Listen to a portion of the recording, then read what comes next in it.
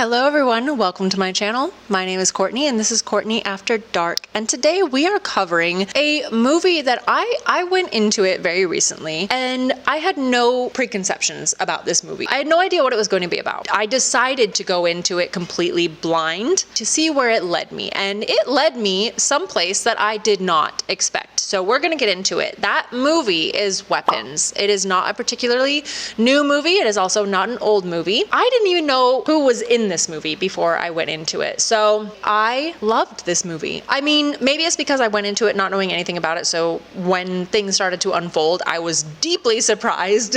No idea which direction it was going. So when it went a certain direction, I was like, did not expect that. So let's just get into it. So the movie opens where this young teacher is heading into her classroom and there's only one child in that classroom. The entire classroom is empty. And the whole while you have this like creepy child's voice doing like sort of a monologue about Miss Justine or whatever her name is walked into the classroom and there were no kids. Nobody knew why. All these kids went missing. The parents were all obviously distraught. They all, because small town energy, decided to blame the teacher as if she had like kidnapped the entire class or convinced them all to go somewhere. So this movie sort of moves along the perspectives of different characters that are involved in this story, but it's all the same day or the same like few days. So it starts out with Justine, who is the teacher who walked into her empty classroom, and she is at a town meeting where everyone is, you know, small town, everyone is very concerned. The principal of the school is more or less defending Justine because there's technically no evidence that she had anything to do with the disappearances of all of these kids. Detectives had questioned her, they had questioned Alex, who was the only kid that was in the classroom, and they can't get any answers from anybody. So there is no evidence pointing towards Justine. Again, small town energy, people really want somebody to blame. This one guy who, this movie has a way of like not showing you the faces of the people that they haven't introduced yet. So this one guy stands up. I kind of immediately clocked his voice, like kind of knew exactly who it was before I saw his face, but he stands up. He's basically like, it was obviously her. It's obviously Justine. He fully believes that Justine had everything to do with the disappearance of these children. Things get a little bit hectic. Justine is obviously extremely stressed out about everybody getting riled up. The meeting lets out. Everyone kind of herds out of there and is kind of yelling at her. Kind of like a little mini witch hunt going on. She goes to like a little convenience store, straight to the hard alcohol section. So you gotta get an idea of the mindset that she's in right now. She's very stressed out. And there's a boy, like a young guy, outside asking for money. And that doesn't seem important right now, but it's going to be important later. And it's very clear that Justine is very paranoid. Like, obviously, the whole town is kind of out to get her. So she's like looking over her shoulder the whole time. Then she gets a weird knock on the door. She feels like she's being watched. The next day, witch is written across her car in red letters. So she was kind of right to be paranoid, kind of right to be like looking over her shoulder and thinking somebody is watching her. So then we cut to her at school talking to the principal, and she really wants to keep busy, and she really wants to go and see Alex, who was the only child that made it to school that morning that everyone disappeared. And the principal is like, I highly advise against that, kind of inappropriate. He's going through a lot, don't stress him out. You both need to recover. And then it goes to the police station where she is reporting about the words written on her car. She kind of, one of the other cops kind of walks out, and from a distance they kind of give each other eyes. So clearly they know each other. Now she's at a bar, clearly already kind of like has been drinking for a little bit, and this cop walks in. And he's got a bandage on his finger, says it was just like an accident at work, but it will be significant later. Everything is significant in this movie. So they get to talking, and he's basically telling her, you're just paranoid, don't think about it. And she's basically like, what are you talking about? Somebody wrote witch on my car. How am I being paranoid for no reason? And he's kind of brushing off her paranoia. Like, if you're a cop and you're trying to brush off somebody's paranoia, especially after somebody actually vandalized your car, like, you're kind of a crappy cop, and you're a crappy friend, and you're a crappy more than friend, which it is implied that they are more than friends because they start talking. You know, she's very flirty with him. She keeps trying to get him a drink and he keeps refusing. He gets like a Coke instead of actual alcohol, which kind of disappoints her because she kind of wants like a drinking buddy. So they talk. He, right off the bat, I hated him. Like, he just annoyed the crap out of me, and I totally recognized him, and I was trying to clock who he was. Eventually figured it out. If you take off his mustache, he's the kind of obnoxious guy from Beautiful Creatures that I actually hated that movie, and I never read the book, but I hated the movie. I was finding all kinds of people that I recognized in this movie. Anyways, so they briefly mention Donna, where she mentions Donna to him, and he's like, Donna and I aren't happening right now.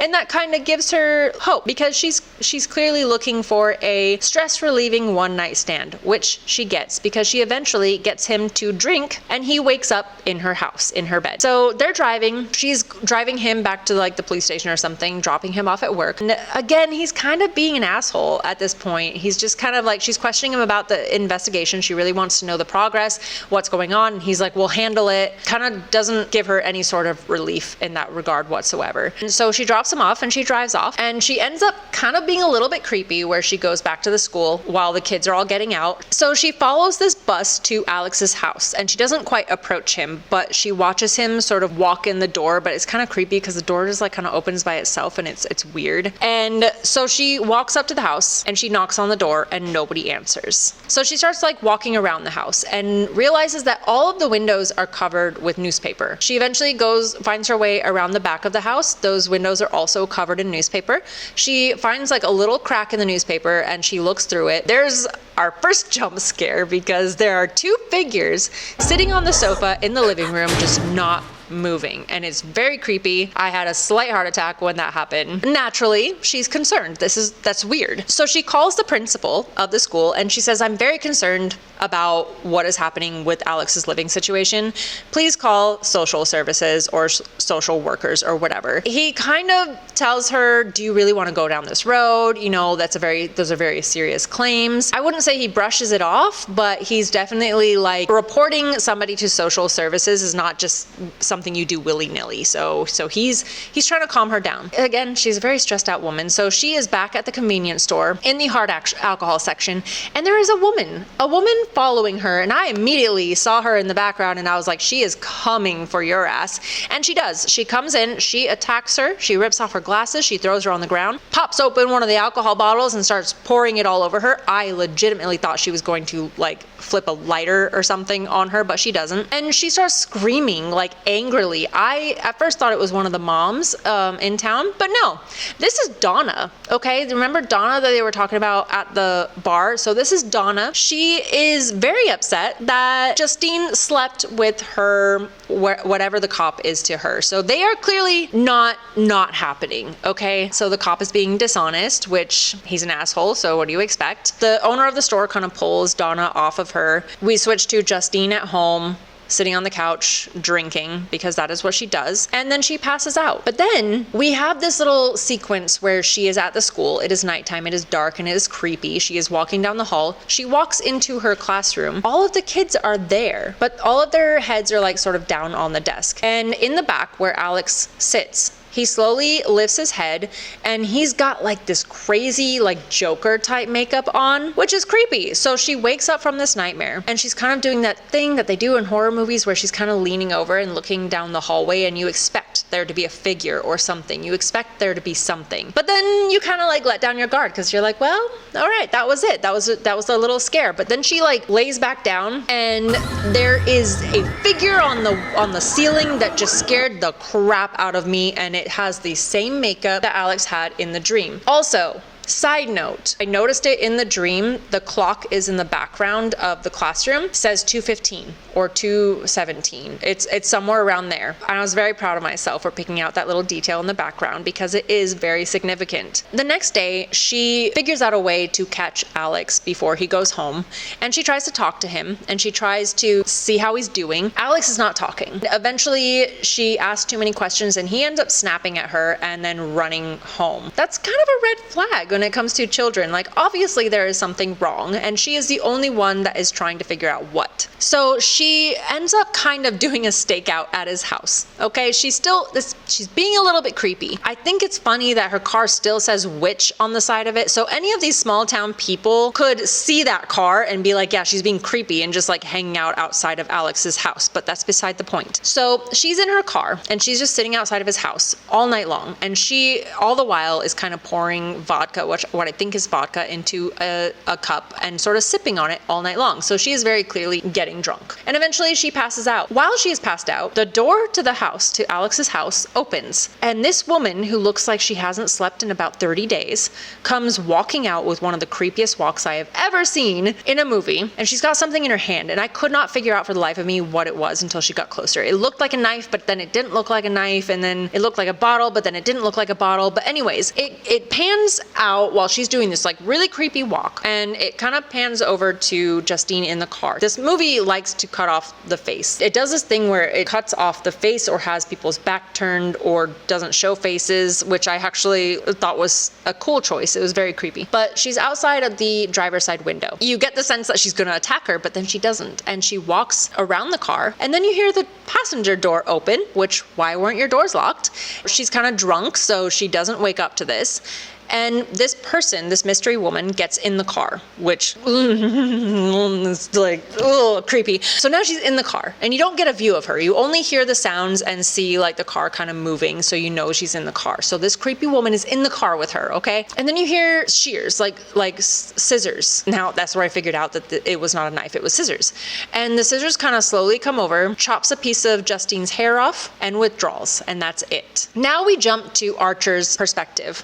Archer is the man who stood up in the meeting and was calling to persecute Justine. The man whose face we do not see until right now. He is sleeping in what I assume is his kid's room, and his wife, I'm assuming his wife, kind of pokes her head in and says she's like leaving for work or something. But this Archer guy is clearly a lot more affected by their disappeared child than she is. And then you see him sort of watching what is a Ring video of his son running away from the house. And he's running in such a weird fashion, like with his arms out. Like, you know how kids like kind of do the airplane? That's kind of what it looks like. And he's just running straight from the door out into who knows where. So it's clear that he's been obsessing over this. He's very depressed about it. Obviously, I would too if my child just disappeared with all the children in this particular class and never came back. He then goes to work, which I guess he's like a construction worker or something. And one of his coworkers says we received the wrong paint. We got red and we were supposed to get green. Archer says something about like bringing the paint back because it's not the paint they needed. He puts it in his car, and lo and behold, it is red paint. I wonder who wrote which on Justine's car in red paint. Is then at the police station trying to report Justine. He's got no evidence against her, but he's talking to the sheriff or somebody at the police station being like, you need to arrest this woman. She has past accusations of alcohol abuse, being like weird with children, like because I guess she gave a kid a ride home once and things like that. And he's just trying everything he can to get fingers pointed at Justine. And then it cuts to that town meeting that we saw in the very beginning. He is speaking up against her. In his brain, it is Justine. Like, the teacher is the one that caused all of these kids to disappear. And so after the town meeting, he follows her. I don't know what he planned to do when he followed her. I guess he's just trying to catch her in some sort of suspicious act. But he sees her car on the side of the road, and I'm pretty sure you can guess what happens after that because Justine wakes up to her car being vandalized. That night at 2:15, which is the same time that Justine had her nightmare, he gets up from bed. He's looking at, I think, like a photo of him and his son or something like that. And then he looks back at the bed and sees himself lying there. So he is having one of those creepy out-of-body experience type of dreams. My fiance has a lot of those. They're very creepy when he explains them to me. And then at that point, I'm pretty sure he sees his son. He follows him out of the house through some trees to what is essentially his house, but now he is outside of his house. And the kid runs into the house. And above the house is like an assault rifle, like a giant like image of an assault rifle with the number 217 on the side of it. And so he sees that, and then he runs into what is his house, and he runs into his son's room. Somebody is lying in the bed, and eventually he does roll over, and it is his son. He starts kind of like crying and saying like, I should have told you so many times, I've wanted to, telling him that he loves him, things like that. All of a sudden, his son's face is no longer his son's face. It is this creepy, nastily painted old lady face, the same face that was above Justine's bed when she had her nightmare. So then he wakes up from his nightmare nightmare. Something clicks. So he unrolls like a big old map of like the neighborhood, and he starts like kind of mapping out the direction that his son ran, and he clocks like there's a water tower and a few other things. He ends up drawing a line through town, kind of depicting like the direction that his son would have had to run when he left his house. Then he visits one of his neighbors who he knows also has a Ring camera. He asks to look at their Ring camera. At first, the wife is completely against it. She doesn't want this creepy guy coming into her house. But then the husband drives up, who is Justin Long. I have been seeing him everywhere lately. He is everywhere. He like disappeared for a long time, and now he is like in every horror movie. So he convinces the husband. The husband is more like willing to show him the Ring footage of their child. So they start going over the Ring footage, and he sort of like sees something in it that kind of gives him a clue. He sees the exact tile on the sidewalk where their child ended up on when they ran from their door. He counts the tiles, or counts the squares on the sidewalk, and he puts like a little red flag there, and ends up like, he has like a laser pointer or something, so he ends up being able to like determine the direction she was running. So on his map, he draws another line that intersects with the line that was the direction that his son was running, and he figures out where the two lines intersect, and he kind of circles this big old area on the map. And then he's driving, and he sees Justine's car, which is very easy to spot now with the giant word witch on it, and she's pulling into a gas station, and he pulls in after her to confront her. Again, I don't know what you're gonna do. You know, a big strong man confronting a little woman, it's not really the look you want, but he confronts her.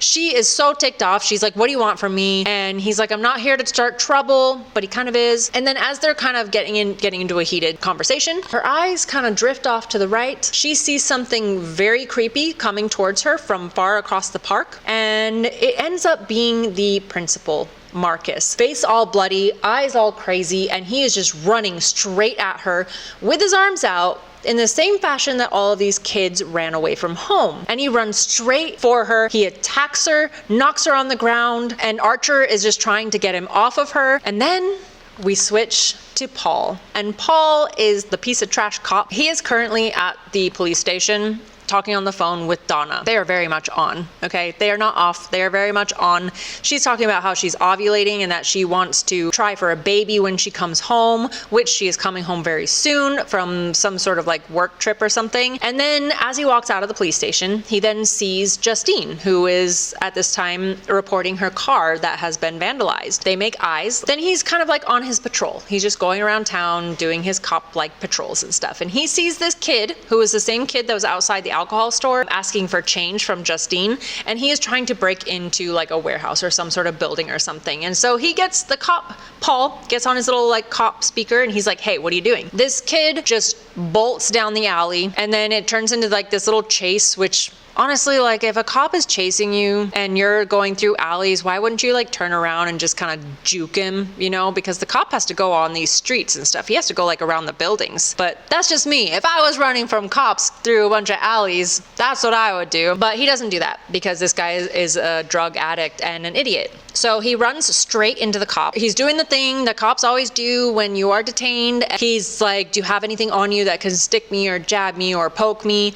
The guy says no, but he's an idiot. So the cop sticks his hand in his pocket and he gets stabbed by a needle. And he's so mad about this that he just punches the guy in the head and knocks him out. And he kind of treats his little like wound for a second and then wakes the kid up and says, look, we're gonna make this disappear. We're not gonna talk about it. You're never gonna come back to the police station. I'm not going to talk about it. We're just going to part ways, and you're just going to never show your face around here again. And the guy says, okay, and they go their separate ways. And that is why the cop has his finger wrapped up when he goes to meet Justine at the bar, which is what he does next. He goes to meet Justine at the bar. They have their whole like conversation. They have their one night stand, which if you have gotten stuck by a drug addict's needle, you then go and have sex with your like little side piece. Excuse me, like this guy is trash. He is trash. He is the trashiest person in this Okay, not the trashiest. No, the trashiest. I don't know. He's not likable, okay? I instantly hated this guy. They had their one night stand and everything. So he goes home and he sees luggage on the counter and by the door. So Donna is home and she comes down from upstairs and she's like, hey, what's up? And she immediately, just by the expression on his face, she immediately clocks that something is up. And I think he's had a history of cheating with Justine in particular, and he has a history of alcoholism. So she figures out that he has done both of those things. And that is why she went to the store and she attacked Justine. I'm not saying you should just go out and assault people, but she did have a pretty good reason. And then later he is back, this Paul guy, this cop guy, he is back at the police station and he's getting in his car and he sees his little drugged out buddy walking up to the police station after he told him to disappear. He is on a rampage at this point, so he unplugs his camera that is on like in the police car. He unplugs that and he goes kind of like, he gets this murderous look on his face and we end his point of view. So clearly he is up to no good and he is planning to do something not great. I have a piece of like a fuzzy like piece of like stuck to my sleeve. Okay.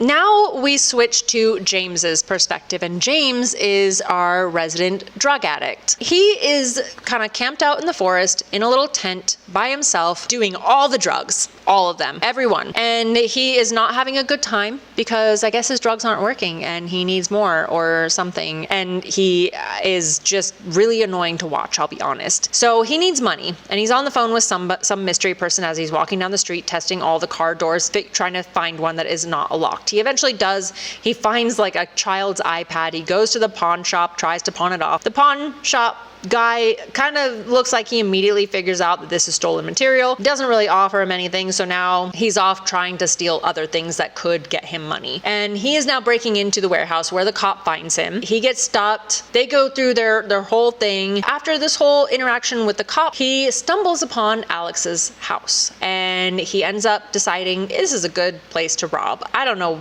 what gave him that idea. Maybe because the windows are all like, you know, covered, so maybe he thought nobody was there. He ends up breaking into this house, which I think is hilarious because he ends up going around the back gate where Justine originally went, and it just pissed me off. Like, this character just pisses me the freak off because he like squeezes through the gate in the back because he tries to open it in the wrong direction, and as soon as he gets through, the gate kind of like swings back the other way, and I'm like, you freaking idiot, you annoy me. So he really annoyed me. So he breaks into this house and he's fumbling around, kind of stealing random things. He makes his way downstairs and is going through like the DVDs and stuff like that. He sees these two people on the couch, okay? And they've got like these weird little like marks on their face. No idea what they are, but they've got like weird little marks on their face. Because they're not moving, he kind of thinks, okay, well, these people are brain dead. I'm just gonna keep robbing. So he ends up like grabbing some silverware, a bunch of other things, and putting them in like a pillowcase. Eventually, he makes his way down to the basement and sees all of the missing children standing in this basement. And they all creepily like kind of turn around and look at him really quickly, scare him off. He runs upstairs, closes the door, and puts a dresser in front of it to block it, even though the door opens inward. So this guy is literally such an idiot. He just like, I think of all the perspectives, this was the most annoying one to watch because he was so stupid. And so then he's back at the pawn shop trying to pawn off all the things that he just stole, and he sees a poster behind the pawn shop owner's head that says $50,000 reward for all of these missing children, for anyone that finds these missing children. Naturally, because he needs drug money, he calls the police station and he's like, hey, I found them, but I can't come to the police station. I have like a police station phobia or whatever. So can I just tell you where they are and like you give me the money? This doesn't really work out for him. So he ends up actually going to the police station, which is then where Paul sees him. He eventually kind of like loses Paul in the woods where his like drug tent is. But when he's in the woods, in the distance, he kind of sees this like creepy figure. It is like this old woman with like red hair and creepy, stupid clown makeup. And she's just like creepily waving, and he freaks out. He ends up running to his little tent, because of course a tent will protect you. He zips it up, and then he hears like footsteps outside of his tent. So he grabs a handful of his like drug needles, and he waits for whoever it is to open the tent. Somebody opens the tent, he stabs him in the face and ends up being the cop. So now the cop has been jabbed in the finger and stabbed in the face by a bunch of hypodermic needles. And so he like tackles him and eventually gets him in handcuffs, puts him in the back of the car. James says, wait, I know where all the kids are that are missing. And so Paul does not murder him, which I have to assume was his original idea, was to just murder this kid. He does not murder him because Paul wants to find the kids too. I don't think he wants to find the kids for the same reasons somebody with a soul wants to find the kids. I think he wants the reward too, but he never outright says it. But he does straight up ask, like, do you have AIDS? Or whatever, because now I've been stabbed by like 10 of your needles, so just come out with it, do you have AIDS? Which I don't think James would know either way, because he lives in a tent in the woods, and I don't know. Anyways, so then these two drive to Alex's house, where James says all these children are sitting in the basement. The cop walks up to the door opens, and he's like talking to nobody. It's just dark beyond the door, and he's talking to somebody, like doing hand motions, and James is in the cop car staring at him, and he's like, who is he talking to? And then Paul disappears into the house. Sometime later, some like hours later, I have to assume, he comes back out and aggressively drags James out of the cop car and into the house, and that is the last we see of them in that specific instance. So then we switch over to Marcus. Marcus is the school principal, and he and his boyfriend or husband, they never actually say, I don't think, but they're at the grocery store, and Marcus is on the phone with Justine during that time when Justine is talking about calling social services and stuff like that. He's trying to calm her down and all of this. Then the principal is at the school, and he gets a visit from Gladys, and Gladys is probably the most unsettling person I have ever seen in a movie. I wanted to like stab her in the face the moment I saw her, but she is just like this little old woman that does not know how to do makeup and has a stupid wig on, and she goes in and she's like, I'm just an old lady, and I'm just and he's trying to talk to her and ask her questions about Alex's well-being, and she starts spouting all this like stupid stuff about his parents are sick, I am his aunt, his mother is my baby sister, I'm just taking care of him because his parents can't do that right now. The principal, he's a little bit put off by it, you know. I think the principal is honestly kind of a smart man, but his hands are slightly tied right now. But he does start digging, he starts asking questions, the important questions and stuff, and she keeps like kind of brushing it off, but like very suspiciously. And at one point she does like look over. Marcus has like all these ribbons like hanging. I don't know what the ribbons for, probably like school. I didn't actually read what they were for, but he's got ribbons of some kind. She just kind of looks at him and then looks back, and that's it. Then it switches to him and his boyfriend or husband at home. They're making hot dogs, or they're about to eat a bunch of hot dogs, which I am so hungry right now and I could totally go for hot dogs. I never crave hot dogs, but now I like really want. This movie made me want hot dogs. So they're both sitting down to watch something together. I don't know why they chose to watch this creepy like documentary about ants, like parasites that take over ants, but that is what they're watching, about a creepy parasite that is growing out of an ant head. That was something that we were meant to see. So that will come up kind of later in the movie. So then Gladys shows up at the house, says something about missing her bus, being stranded, having to walk a really long way, and she goes, can I come in and have some water? Marcus, he's not having good vibes about her, so he's about to refuse her, but then the husband, who has no idea what is going on, is just like, look at this old lady who's clearly escaped from a mental asylum, let's invite her in and just give her some water, you know, why are you being so rude, Marcus, kind of thing. They go into the kitchen, and all of a sudden she's not tired anymore, and she's not super thirsty, she's perfectly fine. She just starts talking like an old lady, and she asks for some water. Marcus is about to get her glass, and she goes, no, I have this weird quirk, I need it to be in a bowl. It's weird, but Marcus gets her a bowl of water, and while he's getting her a bowl of water, she pulls out this like thorny little like branch of some kind, like a little stick with thorns on it. There's something wrapped around it, some like blue thing that is wrapped around it. And she ends up like using a thorn of the stick to like make a big old cut down her palm. Clearly the two guys are really weirded out and shocked by this. The husband grabs a towel, or the boyfriend grabs a towel, and he brings it over to her, and as soon as he enters her vicinity, she reaches out and chops off a piece of his hair. And he freaks out, and he's just like, she cut my hair, call 911, because now it's getting really really weird. Marcus is calling the police, or about to call the police. She is wrapping the hair around this stick and then rubbing her like blood all over it, and then like rings a little bell. So after she rings the bell, Marcus goes into like this creepy trance or whatever. He drops the phone, and then she breaks the stick, and suddenly Marcus is just attacking his boyfriend, and he's just got him on the floor. He spews all this like black stuff out of his mouth and just starts headbutting him until his boyfriend's skull is obliterated, basically. So now we know why Marcus's face is covered in blood. While he's just like headbutting his boyfriend's face into oblivion, she's just very casually like cleaning up, rinsing her hand off, wrapping her hand up, and eventually she drops the sticks in the water. Immediately it like pacifies whatever is going on, pacifies him. He's done. He's no longer beating his boyfriend to death. And so then after that, she pulls a blonde strand of hair out of her bag, which is the hair that the creepy woman cut off of Justine when she was sleeping in her car. She wraps that around the stick, and then she breaks that stick again, and suddenly Marcus just runs out of the house and just starts running down the street, and it's so creepy the way he's running. Like, it's just so creepy. He's just running and running and running and running. And eventually it cuts back to where Justine and Archer are talking at the gas station. Marcus shows up, attacks Justine. Archer peels him off of her, but he is literally just like honed in on Justine. He does not care about Archer whatsoever. So they make it into the store. He starts chasing her through the store. Archer slams him into a wall. Justine runs out of the store. The clerk is like, get out of my store, and she's yelling, help me, fucking help me, which the whole time I was sitting there going like, yeah, help her. She's literally being attacked by this guy, and you're just sitting there like, get out of my store. She gets in her car. Marcus cracks the windows. She drives down the street. Archer gets in his car and drives after them, and he's driving behind Marcus, and then as Marcus is running through a intersection, another car hits him, and Marcus is gone. Marcus is obliterated.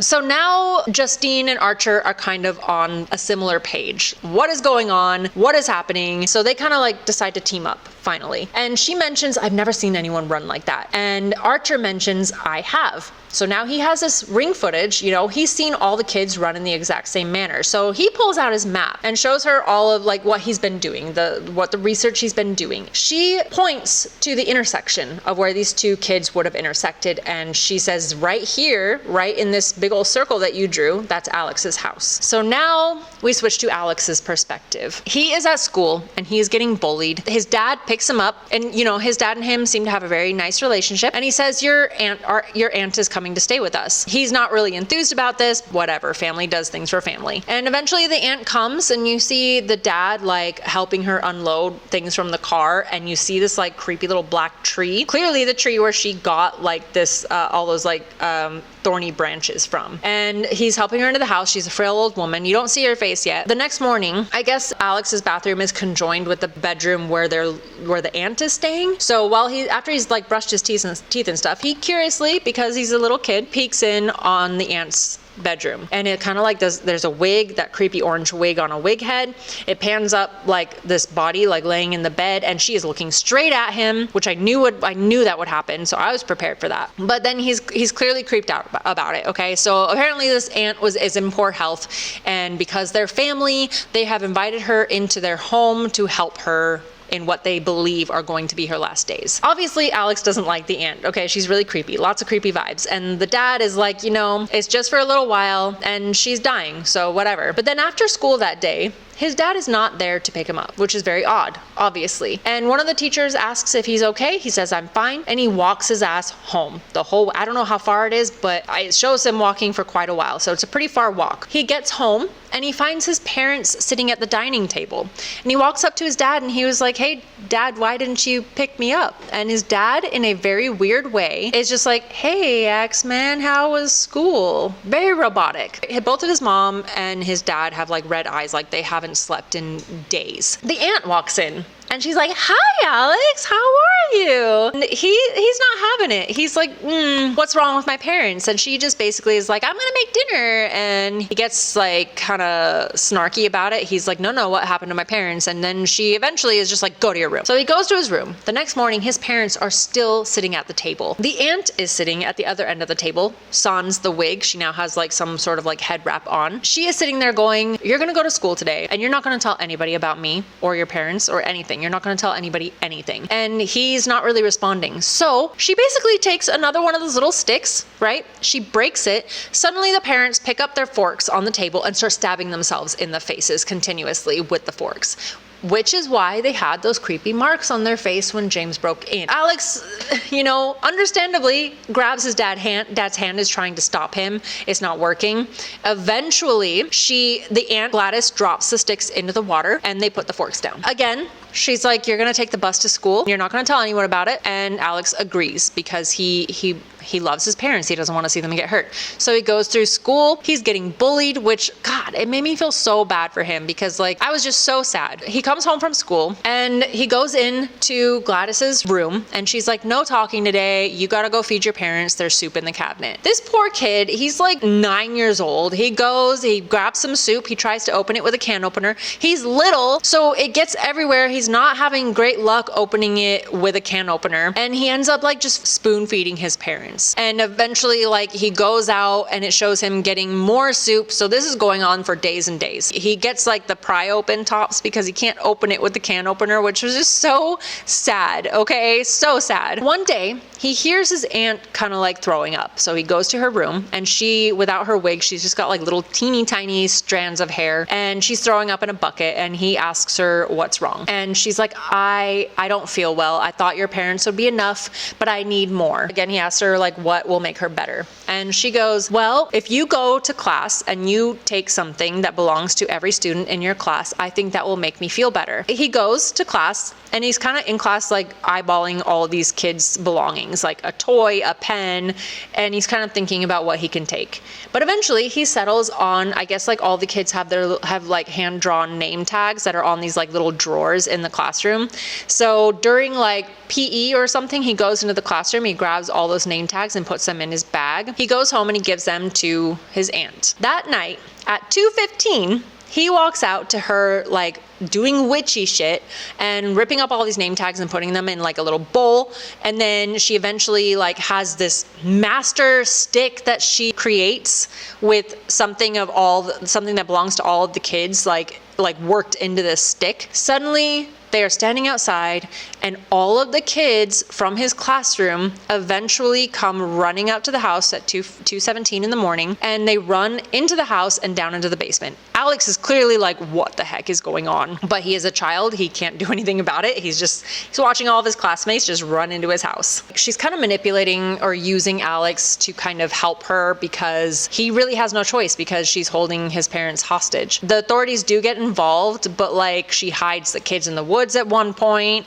She brings the dad to a school meeting at one point with the principal, manipulates the whole situation to make it look like nothing is wrong. Although I would definitely see something is wrong if I was anybody other than the characters in this movie. And then it shows Alex not only having to now feed his parents, but now he has to feed all of the children who are being housed in his basement. And then one day he comes home and there is a cop standing in his living room. Because remember, Paul and James went to the house. So now Paul and James are in the house acting very much like his parents have been acting for however long. Gladys comes down, says a couple of things, and then she goes upstairs. She steps over a line of salt that is outside her bedroom, and on the other side of that salt, his parents are standing there, and she just says, don't step over the salt, and goes into her room. So he goes to his room, not knowing what the hell is going on. And then a little bit later, Justine and Archer are outside of the house, kind of staking it out again. Eventually, they see Paul, the cop, come out. He kind of waves him over really creepily, and Justine is like, that's Paul. So they go into the house, and at one point she steps over the salt, and as soon as she does that, the cop and James just go ape shit on them and start attacking them. And at the very same time, upstairs, I guess Alex got a wild hair up his ass to step over the salt where his parents are, and his parents start attacking him. So he hides himself, he locks himself in his bedroom. They are just breaking the door down like it's zombie apocalypse now in this house. So downstairs, Archer and Justine are fighting the cop and James, and upstairs, Alex is trying not to be eaten by his parents or killed by his parents. And at one point, Archer gets knocked through the door to the basement and James is on top of him, but as he is being attacked, he kind of like bends his head back and sees all of the kids in the basement. And then in the other room, Justine is being attacked by Paul, and oh god, she picks up like a potato peeler that's on the counter and she potato peels the side of his face, which I think I screamed a little. That was a and she did it real slow too.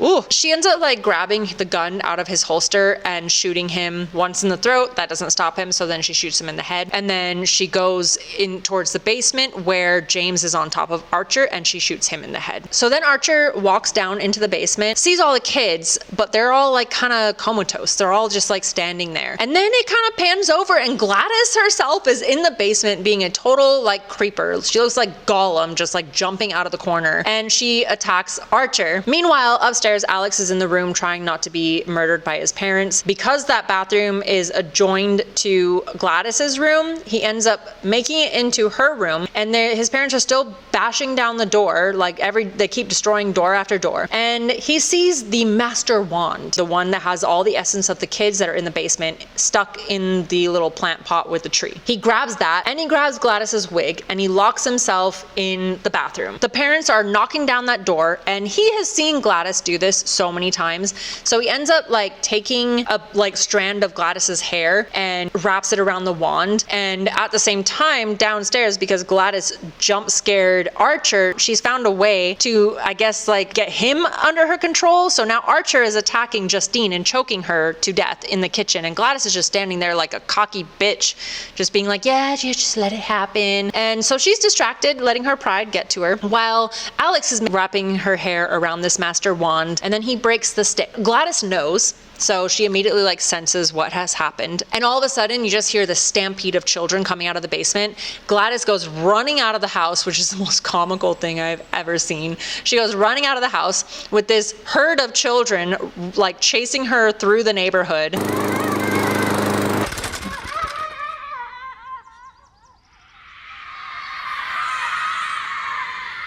Eventually, like they're just like crashing through windows, jumping fences, like these children are just like bloodthirsty. They end up catching her in some poor person's yard, quite literally rip her to pieces. I mean, there's a leg over here, there's a leg over there. I think at one point the kids like stick their hands in her upper jaw and lower jaw and rip her head in half. So they definitely get revenge. They get their revenge for sure. And now that Gladys is dead, everybody who was under her control is now released from her control. So Archer releases Justine. He immediately follows the path of destruction to where Gladys has been ripped apart. All of the children are standing around her, but they're all vegetables. They're all still standing there like brain dead, basically. Justine makes her way upstairs to see Alex hugging his equally brain dead parents. And Archer finds his son, who evidently is the bully who never gets love at home, so has to bully Alex at school, and he's unresponsive. And so the movie ends with Archer carrying his son away and Alex hugging his parents, and that little girl voice talking about how the parents are somewhere else being fed by somebody else now, and that some of the kids started talking again this year. So, and Archer is completely fine. So this is a whole parasite concept, right? So the parents were